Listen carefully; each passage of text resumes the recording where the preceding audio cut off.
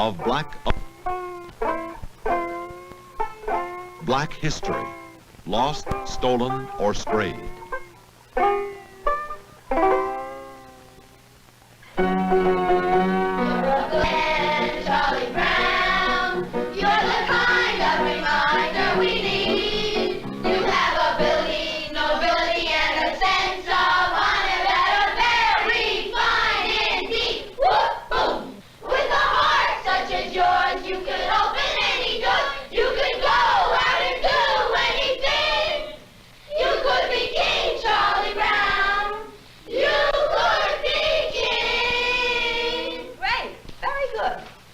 Go to lunch now, and this afternoon we'll continue with our meeting.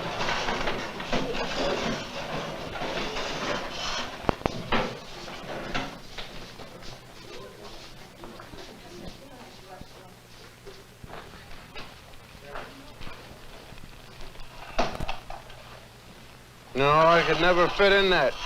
Never get in that at all. This is more like it. Now, what's the whitest thing you know? Whiter than the driven snow, whiter than the whites of your eyes? Sugar. Non-integrated, non-black, sweet sugar. But you see, there is a black man in your sugar. His name is Norbert Rillier. Norbert Rillier in 1846 invented a vacuum pan that revolutionized the sugar refining industry. Now, you have to dig to find that fact. I mean, it's not much history, but it's still history. Now, what do you stand in? In your shoes. Now, there's just you and your shoes, isn't there? Nope. See, there's a black man standing in your Oxfords with you. Sharing your soul and your heel is a man, his name is Jan Ernst Metzelliger. And in 1863, this is a drawing by the kids, Metzelliger invented the machine that made mass-produced shoes possible. Now, you have to dig around for that fact, too. And again, it's not much history, but it's history.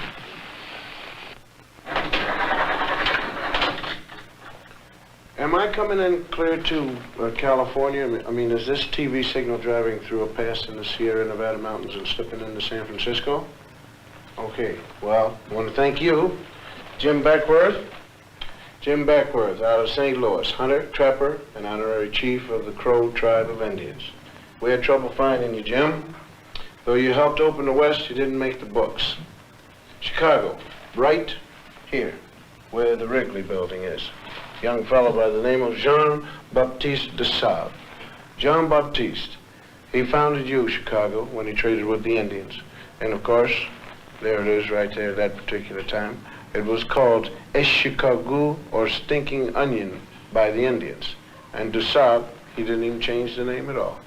Now you take the Lewis and Clark expedition here, right in there. You'll find a black man named York, helping to open the West. Those men are trying to wash the black out of York. That's what you might call historically significant, because a lot of people think we ought to wash white, but we ain't gonna, you see. Texas. Coming to you, Texas, right down the Chisholm Trail, right here. Right down there with 5,000 black cowboys who never made it to the Hollywood Western. Did you know that, huh? In this same group, there was one black outlaw.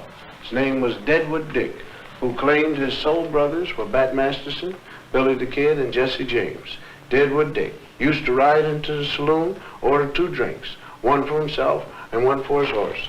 And here's his horse drinking a shot of red eye with a straw. And how about the 186,000 blacks who fought on the Union side during the Civil War? 38,000 died. How about Teddy Roosevelt's charge up San Juan Hill? It wasn't just the Rough Riders who made it. 4 black regiments went right up with Teddy. They didn't get lost going up the hill. They got lost in the history books. How about the North Pole? Snow White? Well, the first man there was black, Matthew Henson. He spoke Eskimo. And he was Admiral Perry's navigator. And although he made it first to the pole, it never quite made it to the history books. And how about your heart? Can we get there? All right. Daniel Hale Williams first performed open heart surgery successfully. Now, this list could go on forever. Blacks who made it, blacks who made history, but who didn't get into the history text at all. And the strange thing is how little there is about us in the textbooks. Napoleon once said, history is a fable agreed upon, and the fable agreed upon up to now is that American history is white on white. But sometimes we did get into the history books. All wrong. Now you take this one. The Growth of the American Republic, 1942 edition. Samuel Eliot Morrison, Henry Steele Commager. Quote, as for. This has to do with slavery. As for Sambo, Professor Morrison. Sambo, Professor Commager. As for Sambo, whose wrongs moved the abolitionists to wrath and tears, there is some reason to believe that he suffered less than any other class in the South from its peculiar institution. Peculiar institution means slavery. Although brought to America by force, the incurably optimistic Negro soon became attached to the country and devoted to his white folks. Unquote. Those lines were written by two Pulitzer Prize-winning white Northern professors.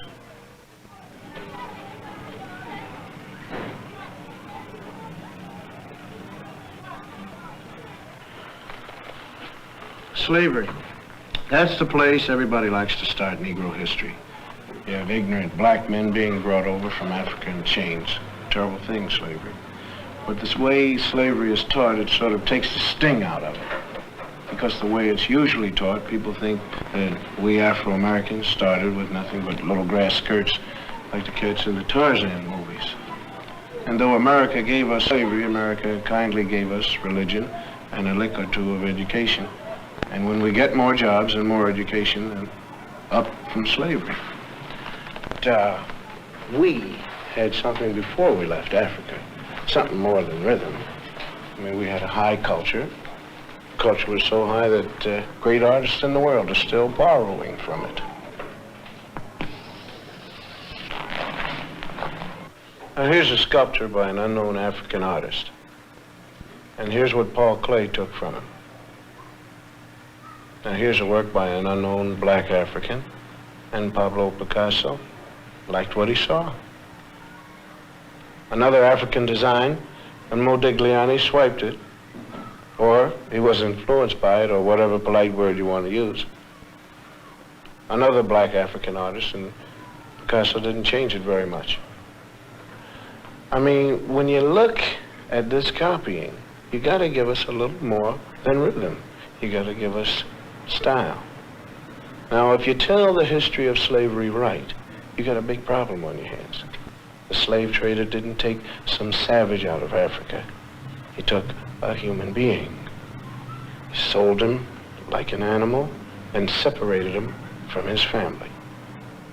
America invented the cruelest slavery in the history of the world. It broke up black families. After slavery was over, America kept breaking up the black man's family. And that's some awful history to teach. Now, if you want to look history right straight in the eye, you're going to get a black eye. Because it isn't important whether a few black heroes got lost or stolen or strayed in America's history textbooks. What's important is why they got left out. Now, this country has got a psychological history. There was a master race, there was a slave race. And though there isn't any political slavery anymore, those same old attitudes have hung around. I mean, the burning part of Burn, Baby Burn is right here in this classroom. We want to thank Mrs. Lovely Billups and the whole gang here at the 4th grade for the brilliant and intelligent artwork that they've done here to make this whole broadcast sing. I want you guys to keep pretending that I'm not here. You're doing a great job, and just keep on drawing and reading and writing, doing what you have to do, because I'm going to talk about some other kids. Not you, Mary, John, and Bob. These are kids from other schools. Did you know in some states it used to be against the law to teach blacks to read or write? Nowadays we're getting these integrated schoolrooms, and most people think that if we get enough teaching and enough jobs, everything is going to take care of itself. But there is a scar of history running right through kids as young as these. It tears you up if you know how to look at drawings kids make, because kids shouldn't know much about history and anything about discrimination. I mean, nobody hates little black kids, but why do some of them cause so much trouble? And if you ask black and white children to draw themselves, or trees, or houses, some strange things happen. We asked some ordinary white kids from ordinary families to make some drawings for us. Like, well, let's call him John. John's white, and we asked him to draw himself. This is John. This is his house, and this is his tree. Then we asked a black kid, let's call him Ralph, to do the same thing. This is Ralph's drawing of himself. This is his tree. Now, why should two kids of the same age draw so differently? Enter the expert. This is Dr. Emmanuel Hammer, psychiatrist specializing in children's therapy. Well, let me illustrate it for you. Let's take these drawings. No matter what a child draws, he's really picturing himself. Ask a secure child to draw a tree, and he's likely to draw a bountiful, spreading tree. A black child drew this tree, cut off in its growth, stark, bare, ungratified.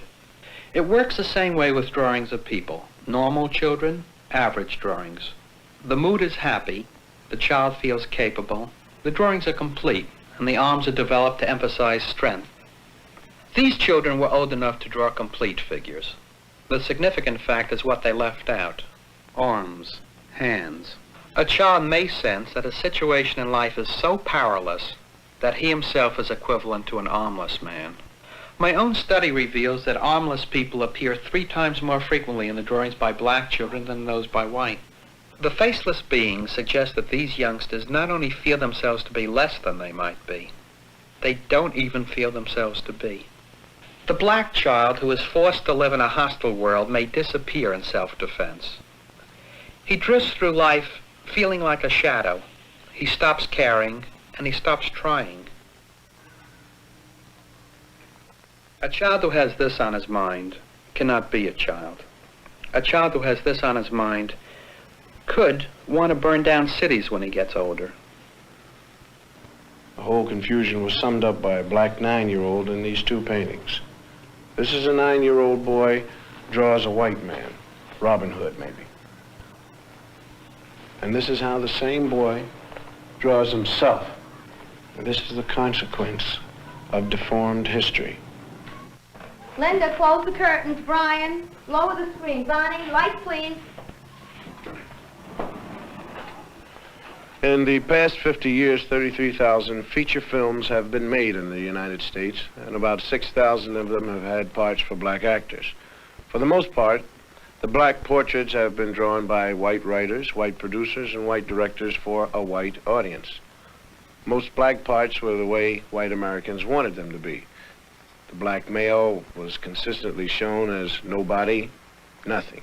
He had no qualities that could be admired by any man, or more particularly, any woman.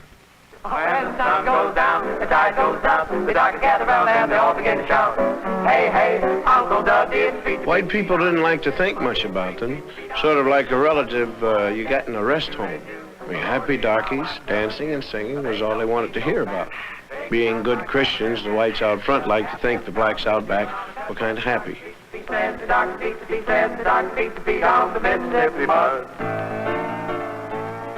Uncle Tom's Cabin was one of the first movies made that tried to say anything about black people. Uncle Tom was changed a little each time it was put on the stage, and all the parts were played by white actors, and by the time they made a movie of it in 1903, Uncle Tom was just the white man's idea of a good nigger. You might say he was what H. Rap Brown ain't.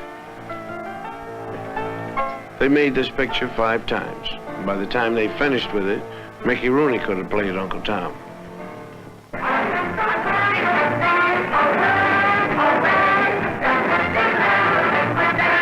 Minstrel shows started as the black man's entertainment for himself and the plantation owners. When they were filmed, though, they were done by a white cast. You figure that out. They were done as sort of a joke, and the black entertainer couldn't even get a job making fun of himself. The first really vicious anti-Negro film was called The Birth of a Nation, and it was a honey. And the second worst thing about it was that technically in 1918 it was the best movie that had ever been made. A cat named D.W. Griffith produced it, and he knew how. See? Birth of a Nation pretended to tell the story of the Civil War and what happened afterwards when the slaves were freed. A white woman couldn't walk her own sidewalk, if you believe the picture.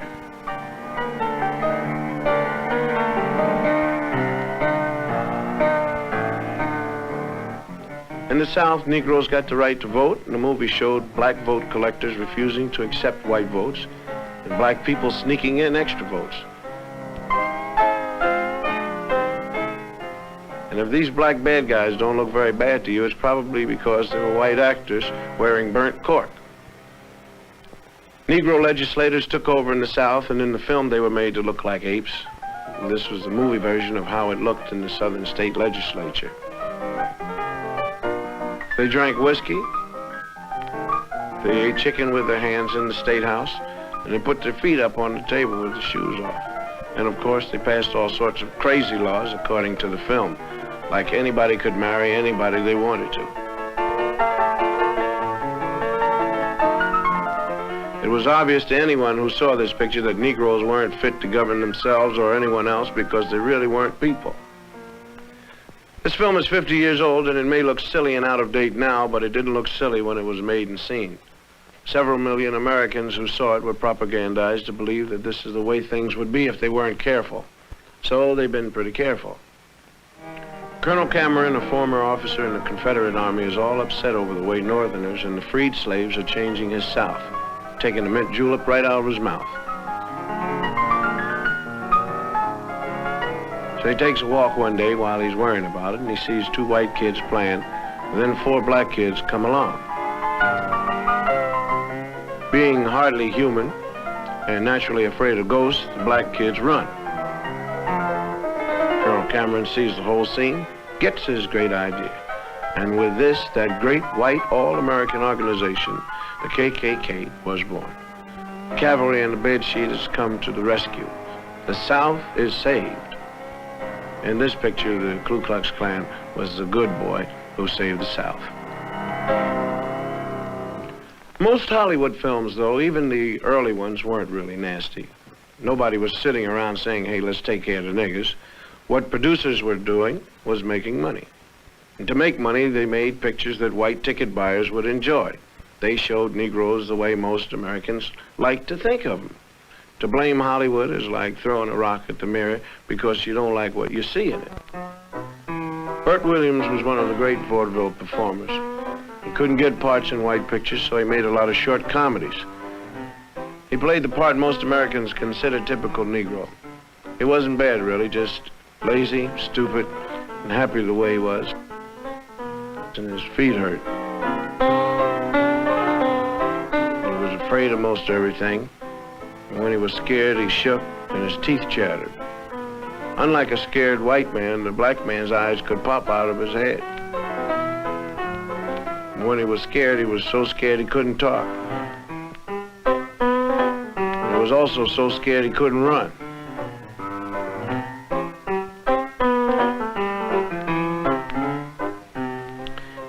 Black women, on the other hand, were steady and imperturbable.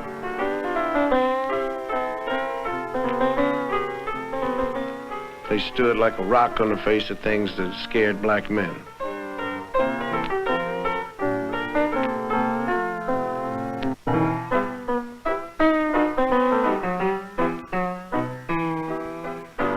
Another strange physical characteristic was when they were really very scared, the guys turned white. When you look back on these old films, the patterns come jumping out at you. The most consistent thing about them was the attack on the black man. He was never even given the privilege of being a man. He was a boy, as in, you know, here, boy. They had a lot of other great qualities besides being cowardly. For instance, they stole chickens.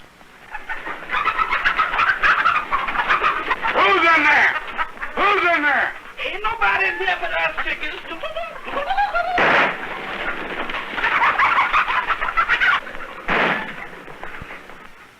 They shot craps. Dice, your papa talking to you now, Dice. Come on. Just hit them one more time.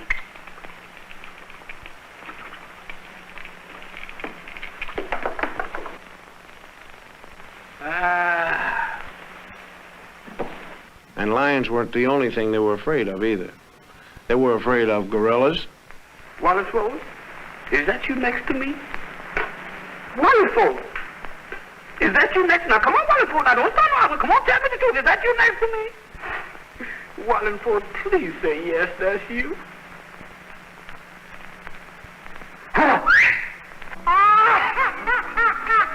They were also afraid of ghosts and skeletons. Jeff? Is that you scratching my head? Jeff? Jeff! Now, come on, now, what are you looking at?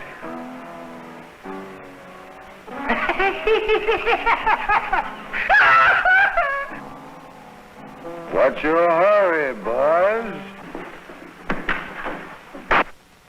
Even when they were little boys, they had these characteristics. Farida in our gang was the boy.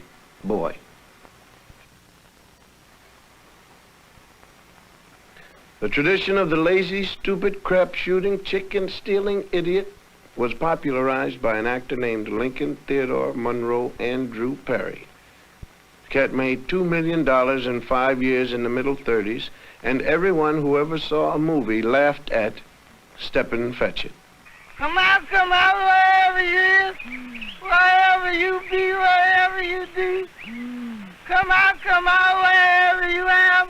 How's the government looking for you? Where you going, stranger? You scare somebody stiff like that. I'm looking for hillbillies as you were. I ain't saying I am and I ain't saying I ain't. Well, that's close enough for me, because I'm tired of walking myself. The government told me I got to bring in a hillbilly, so you come go with me to Washington. I ain't a-going. That's the color of another horse. Well, I tell you, you don't go for me. We go for the Navy. No! I don't go for the Navy. Well, I tell you, go for the Army. No, I won't go for the Army. No, I won't go for Texas. It's too bad he was as good at it as he was. The character he played was planted in a lot of people's head, and they remember it the rest of their lives as clear as an auto accident. What's that? Are you an Indian? Yes, man, you don't know. I got Indian. I got 1 for the Cherokee, 2 for Seminole, and I got 4/5 Hiawatha. Wait a minute. Hiawatha was a woman. I can't help it. I got 4/5 of her. He played in movies with other actors who were as American as Mom's raspberry jello. If they accepted the stereotype, how wrong could it be? Judge Rickey, can I see you some, please? Well, I'm pretty busy. Yes, but I just want to ask if you heard about it. Hear about what? About over at my house, night before last. Oh, another baby? Yes, you sure guessed it, you heard. What's his name? Oh, we call him L.R. Elias Rigby Livingston. Oh, named him after me, did you? Yes, Elias Rigby. I told my wife yesterday, I said, honey, I know Judge sure gonna be gratified. Well, of course, yes, I appreciate the honor. Yes, I suppose a compliment, and I ought to do something for you. Yes, that's what I thought. You come over to my place tomorrow, and I'll give you a job. Yeah. Rake and leave. I asked him to wait. All-American little Shirley Temple played a lot of parts that involved her with black actors. She was always real nice to them. Oh, James Henry, you always do it wrong. This is an imitation Stepin Fetchit named Willie Best with Shirley. Come on, Miss Virgie. I just won't budge. I'll show them I'm not The cute little white girl was brave and strong in the face of danger. And the big black man was stupid and cowardly. What are you afraid of them for? Oh, honey, child, them Yankees is mighty powerful. They can even change the weather. Yes? Whenever they come around, I never know whether it's winter or summer. I'm shivering and sweating at the same time. James Henry, serve these cookies to Master Harold and wipe his chin. Yes, ma'am, Miss Bird. She was good to them, and they were good to her. Sort of a master and pet relationship. How would you like to see Uncle Billy dance? All right, James Henry, let's get going, son.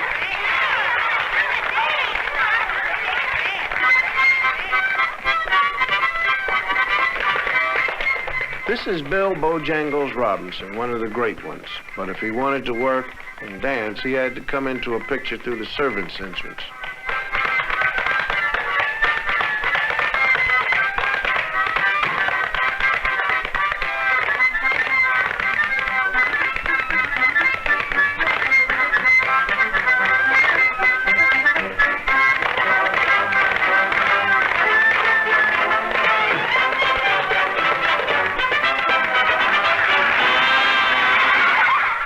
Shirley was good to children, too. They loved their little mistress, and she treated them real good. Hello, Sally Ann. Just like they were equals. Go on now, Sally Ann. Miss Virgie, please, ma'am. We all done come here to wish you many happy Return. That's it. Many happy returns of the day. And we all done made you a darling. Here it is. Miss Virgie, there was more I had to say, but Emmy, I forgot it. Don't you worry. This is the very nicest present I got. Thank you ever so much. Yes, indeed, children. It was very thoughtful and sweet. Come now, dear. I'll see you later. Say late. Oh, we'll be waiting. I suppose it might have surprised a lot of Hollywood producers to know a scene like that could actually make a lot of people, mostly black, sick to their stomach. This is a lot of fun, isn't it?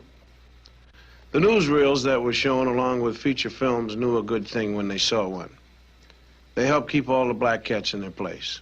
Nobody black ever did anything very newsy in a newsreel.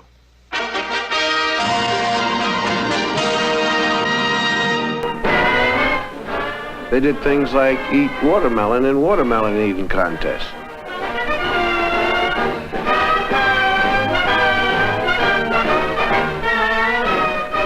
Then another favorite for the newsreel cameraman was to film people throwing things at them.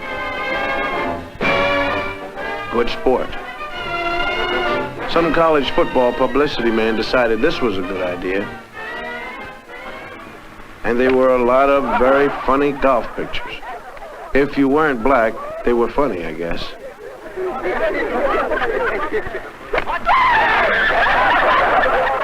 Lie down. Just right out of your mouth. Don't miss, boss, don't miss. Well, you keep still, see? Otherwise, you'll have flowers in your room and you won't smell them. Oh, boy. Oh, wait. Everything suggested the black man was nothing.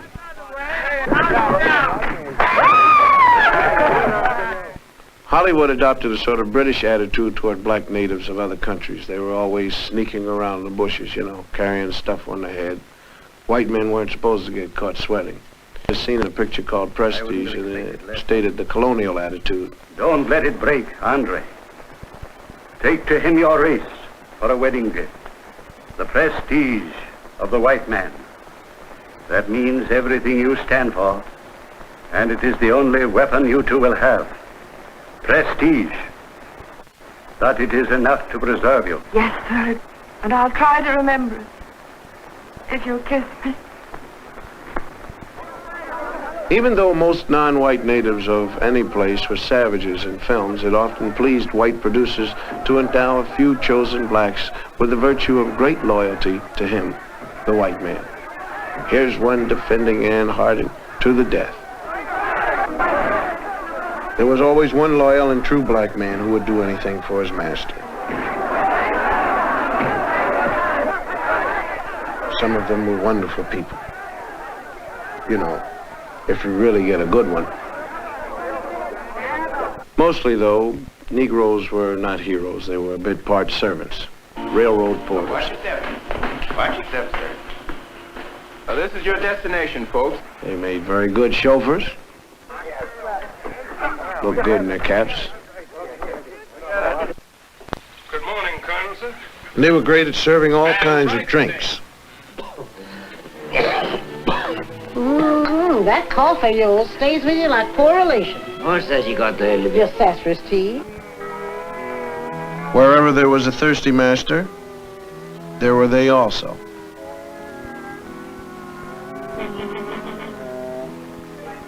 Mom, Beck. They played Aunt Jemima. Will you have enough? I don't know if I can stretch one small chicken, but as long as the water's running, we'll have soup enough. Lottie, will you take Kay upstairs and wash all that goo off her face and give her a good... And one question they never answered. When the Negro woman was taking care of the white woman's kids, who was taking care of hers? They did all kinds of odd jobs around the picture, like walking horses. When they weren't walking the horses, they were out back playing craps, of course. Recreation. They met people at the station for their masters. Is you folks, We've come all the way from Ireland. Mr. Milford's expecting us. Mr. Milford. Yes'm, you is which I'm looking for. I'm Mr. Milford's boy. His boy, you say? Yes, sir. Murphy's the name, sir. Did you say Murphy? Yes, Mrs. Murphy. They calls me Walking Murphy. Walking Murphy? Yes, sir. Most of us Murphys down here just sit. I walk.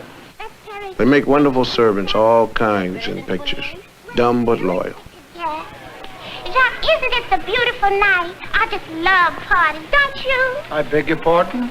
Thank you kindly. Yes? Hello? Oh, this is the Berrigan residence.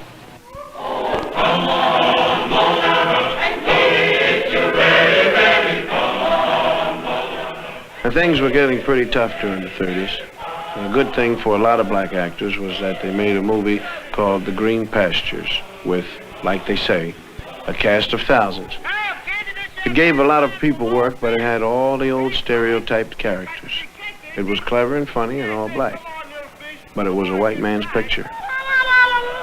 I'm the Indian. Henry, you sure got the prettiest wings. Oh, they just my old ones. Cigars, gentlemen, cigars. Let's have yourself. Cigars, gentlemen, cigars. Oh, Lord, the smokehouse is empty. Oh, Lord, let me get them groceries. Oh, Lord, let me see that little six. Where? Come on, you gonna feed me or not? Hey! Why, you just a little boy, gambling and sinning and chewing tobacco like you was your own pappy. And you've been drinking Sonny Kick Mammy wine, too. You gamblers ought to be ashamed of yourself leading this boy to sin. Well, he's the best crapshoot in town. You find my mammy, do more than I can. While Hollywood was turning out films, radio came along and decided to get in on it, too. Two white fellows from Chicago invented two black characters they named Amos and Andy. They played their parts on the radio for 30 years. This is them doing their bit. Well, Brother Crawford looks pretty good since he's been here at Palm Springs, don't he? Yeah, looked like his wife done beat him on the... When radio moved over to let television in, Amos and Andy went with it. These two white cats couldn't play Amos and Andy where you could see them, so what they did was they had a black cast.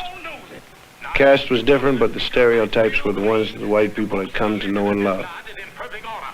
They were shady characters with money. Well, I got the books right here, and they're open to each and every brother complete inspection. Get your hands off of that thing there.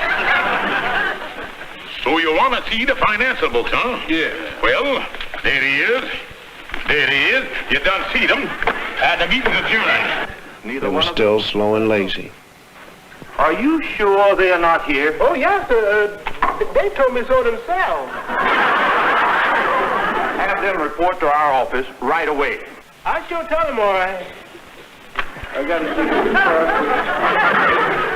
see. They had trouble with the English language. Misused words a lot. And Mr. Brown, my new secretary here, ain't gonna have no time for no extracurricular activities. And I'm telling you now, as long as you have that secretary in your office, I'm going to work as a secretary myself. Oh, give me an ultimatum, huh? I'm putting my foot down. They had trouble with women. And it was always the women who were dominant. Come on, Herman. Mostly black actors aren't playing the old stereotypes anymore. There are people who say they're playing a new stereotype.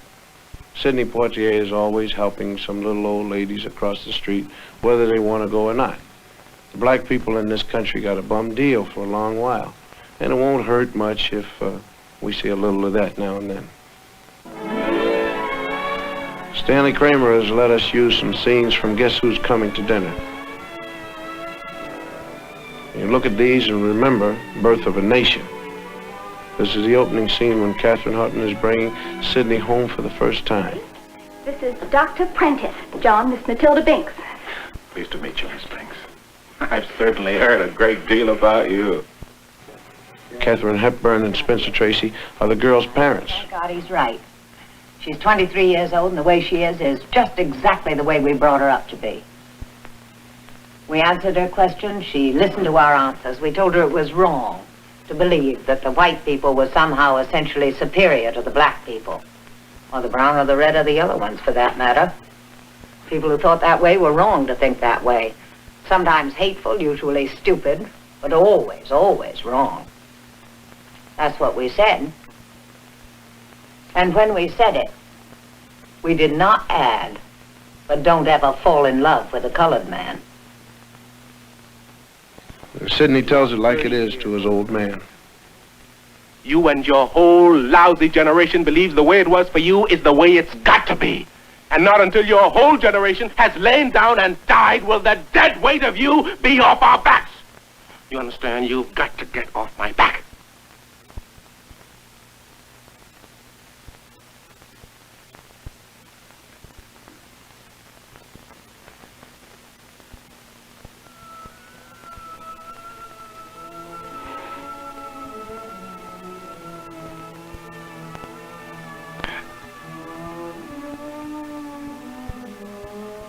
Dad, you're my father. I'm your son. I love you. I always have, and I always will. But you think of yourself as a colored man. I think of myself as a man.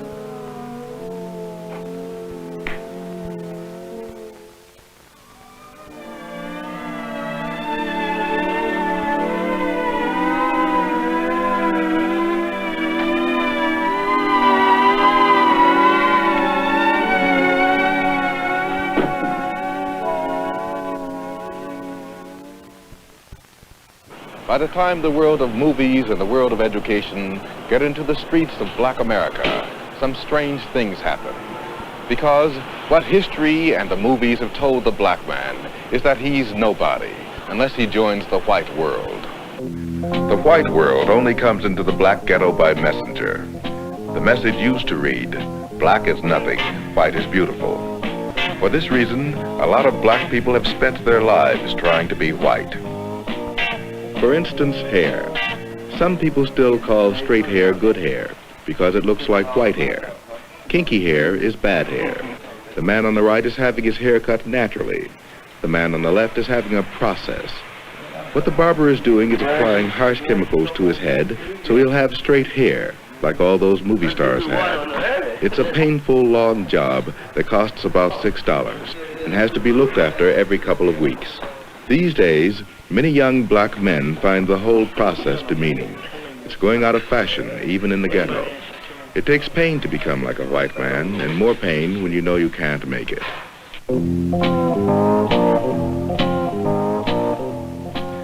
For a while, it seemed to the black community that the way to escape was to get as rich as possible and look as white as possible.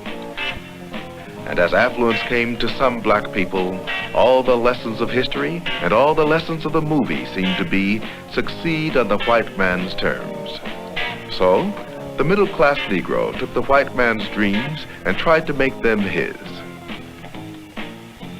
Today, many middle-class Negroes have the education and the money to provide themselves with all the white man's dreams but one, universal social acceptability. He has not yet been able to join in any normal or casual way the white man's affluent society, so he has his own. The white man's attitudes still exclude the black man and the black woman. There's a fallacy in this country that says that any man by his merits can make it. That is not true. Do not believe that. It is not true. Because any man in this society cannot make it. That's where the whole fallacy is. The white man keeps saying to you, if you just stop being black, if you just stop shooting your people on Saturday night, if you just stop talking Negro dialect, if you clean yourself up, get yourself a job, you're going to make it in this society. It's not true. I know for myself, I have a master's degree in social work, and I know that people won't accept me. And I was an honor student, and I know I can make it. They won't accept me. They don't discriminate against me because I'm a Christian. They're discriminating against me because I'm black. The message down here is coming in stronger. It's be yourself, be black. The new generation of black young Americans is asserting itself in a new and possibly disturbing way. Many black Americans are giving up on American society. If you can't wash white, even if you have the money, if you can't wash white because you are basically black, what you do is react, sometimes radically. Here is a measure of the reaction to White is Beautiful. This is a storefront school in Philadelphia. The children are being given a black preparation before they enter the city's schools. They're not especially gifted children, they're just from the neighborhood. One black man named John Churchville put it all there in finance. Right? You understand that? Yeah. All right. A number is a concept of quantity or an amount. That is wrong. No! No! A number is a concept of quantity or an amount. That is dead wrong. He's not only teaching new math to children whose ages range from 17 months to 5 years, he's decided to give them the emotional armor they need to protect themselves against the education they're sure to receive when they start kindergarten. Anybody tells you something wrong, are you going to do it? No! All right. What do you want, Janelle? I want freedom. When do you want it? I want my freedom now. No, you have to wait till next week, Janelle. You can't have it now. How can you wait till next week? Yes. Okay. Wait till next week. Sit down. All right, young man, stand up. When do you want your freedom, young man? I want freedom now. You can wait till next week, though, can't you? No. Michael, you just have to wait till next week. You can't have it now. Are you willing to wait till next week? No. Suppose I said that you have to wait till next week. Now, you're going to wait till next week, aren't you? No. How are you going to get your freedom? I will use any means necessary to get my freedom. Any means necessary? Yes. You know, all right, sit down. Young man, what is your name? My name is Eric Houston. Levante.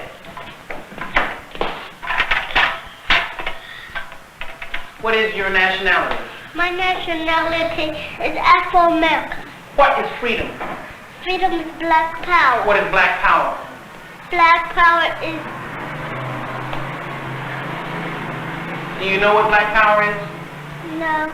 Well, then you should never should never make any statements if you don't know what they mean. I'm sorry, I don't know. All right. How old are you, young man? I am 4 years old. You're not 4, Eric. Now you tell me your right age. How old are you? How old are you? I am 4 years old. Are you sure you're 4? Yes. You're going to let me turn you around and tell you you're some other age? You're 6 years old, Eric. No. I can't hear you, Eric. No. Are you being frightened by me? No. I'm the teacher. I said you're 6. I am 4 years old. All right, then. You stand up for it, then. You shouldn't be weak. You stand up and say it. You ought to scream it in my face if I try to tell you different, right? Yes. Have a seat. Stand up, young man. Are you a Negro, Travis? No. Are you a flunky, Travis? No. What are you? I am black and beautiful. And what else are you? Are you a boy? No. What are you? I'm a man. What kind of man? Black and beautiful man. Or what kind? Are you an old man or a young man? Young man. Very good. Very good. Are you going to let somebody just make you a boy? No. All right. Suppose I tell you something wrong, Travis. Are you going to do it?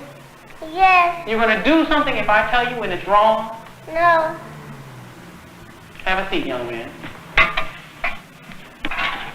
Eric, you're going to be reasonable, aren't you? No. Come here. Here you are, fine young man, right? Yes. Are you going to be scared of me? No. Are you going to be scared of some president of the United States? No. Some mayor? No. Some policeman? No. All right. You're a Negro. Yes! You're a Negro, Eric. No. Somebody pass me my stick. I said you're a Negro, boy. No. You're getting mighty soft. You're a Negro. No. Very good. All right, sit down. You, young man, you come here.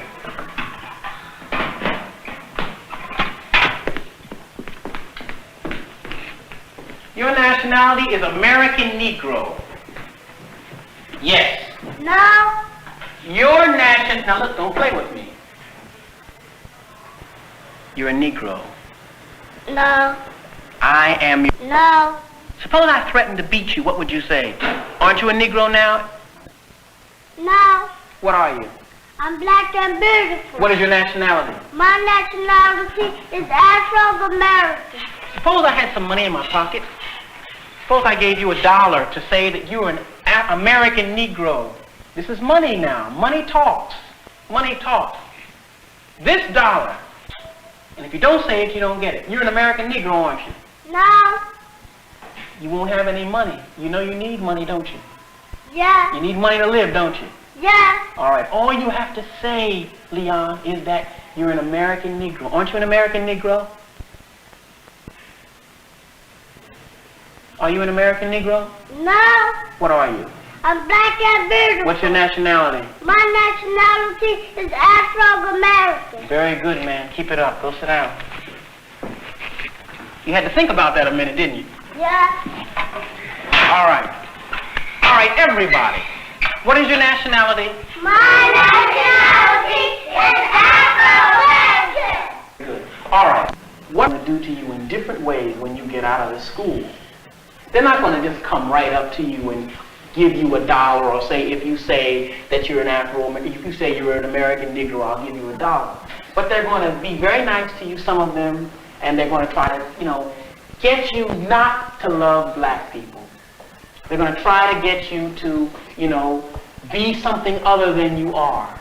They're going to try to make it seem as though you're different from the masses of black people. And they want you to go away. Now, I'll tell you, I'll give you special things if you just come along with me and do what I say. But you must reject that. Now, you know what that means? That means you're not going to have the money you'd like to have. And money is not important. We need money. We have to buy things with it. But money is not the thing that we're living for. The only thing that makes a person worth living is being a man and being a woman. Being strong in character, being straight, telling the truth, and living in the truth and doing the right thing. You understand that? So no matter what happens, I want you all to always tell the what? You may not get the marks you're supposed to get in school. You may be doing the work, but because the teacher doesn't like your attitude, and she'll always tell you, I don't like your attitude.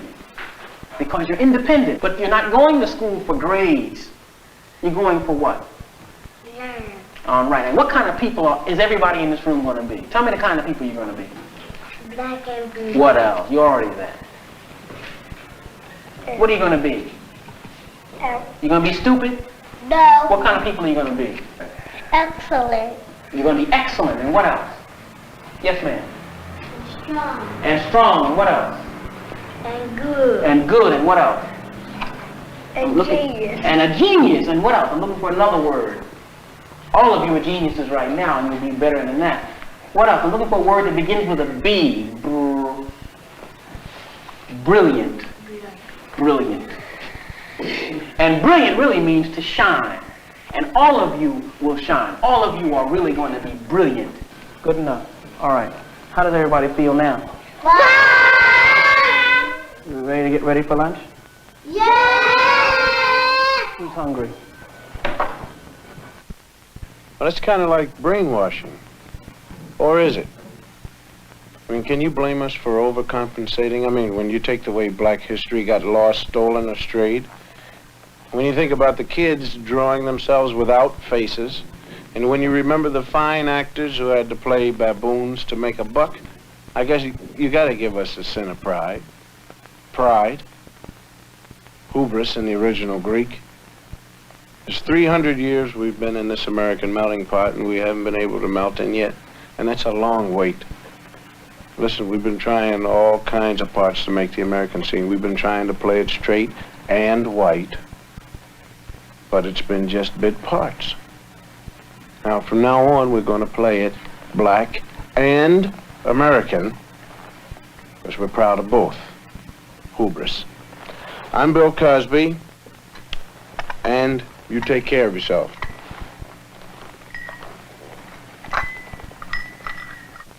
All right. What is a set? A set is a collection of objects. What is a subset? A subset is part of a set. What is a member? A member is one unit of a set. What, in terms of set comparison, does larger mean? Everybody together. I'm going to ask you all a question. Let's see if you can do it. All right. What is arithmetic? Arithmetic is not a number. What is a number? A member is one unit of a set.